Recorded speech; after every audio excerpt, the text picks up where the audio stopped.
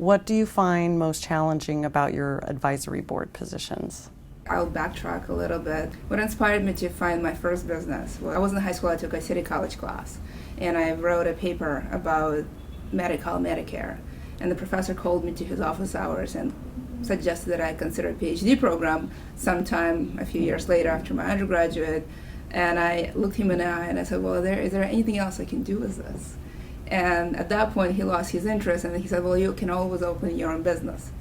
I was young and I misread what he said, but I liked the suggestion, and that's what inspired me to do something that I would have not done before. And that pretty much sort of colored everything after that. Having a business which supported me throughout my undergraduate and law school career, and then subsequently, going to law school and serving on the nonprofit board and joining ClearSlide as a head of legal. I think your question is as to why I enjoy being on the boards. I think it's the best way to be on the forefront of technology development and be part of the process, as opposed to being on the receiving end. It is very much fueled by my interest in technology, and I think the best way to get in it is to be in the leadership positions in Silicon Valley. What do you find most challenging about those two advisory board positions? Over a period of long time, I will get to know them and we will be working together. Yes. But over a period of short time, it may be challenging because I may not know who they are, yes, and understand their motivations. And so that's probably the biggest challenge, especially in a startup that changes so rapidly. It has investors, it has employees, it has all kinds of things going on, partners. And all of those stakeholders have needs, wants, and motivations, and it's important to understand them to be effective. How would you describe your value add to a corporate board?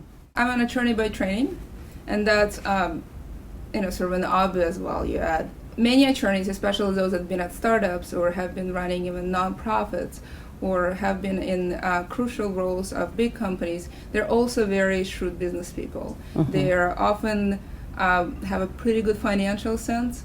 They also very good at structuring various transactions and thinking through various options. And most importantly, to be a successful lawyer, you have to be very collaborative and cross-functional, because attorneys by definition support others.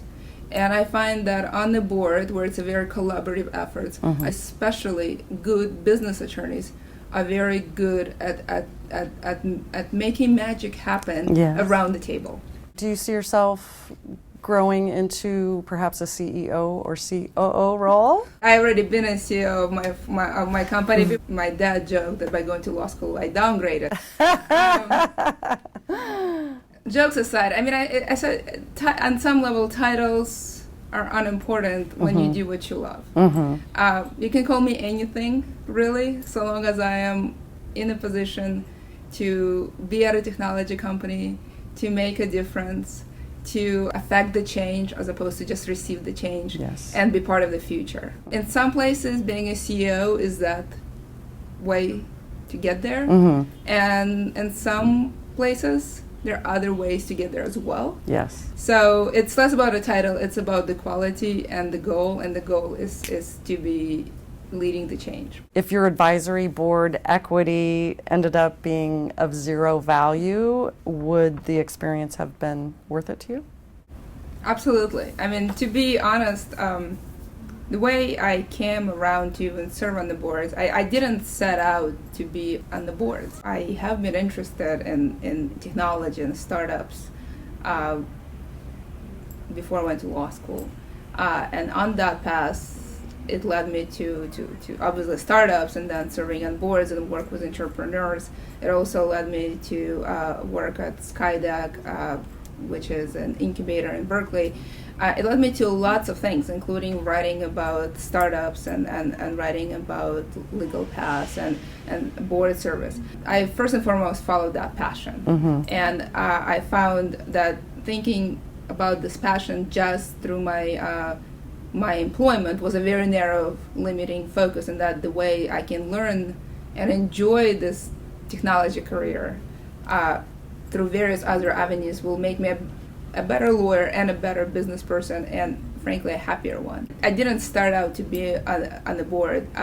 Having gone through the journey and joining a couple of boards and being able to actually make the sausage and see how it is done and be part of the process and refining it, and even going through customer interviews made me a better lawyer and a happier one, and that in itself is a reward.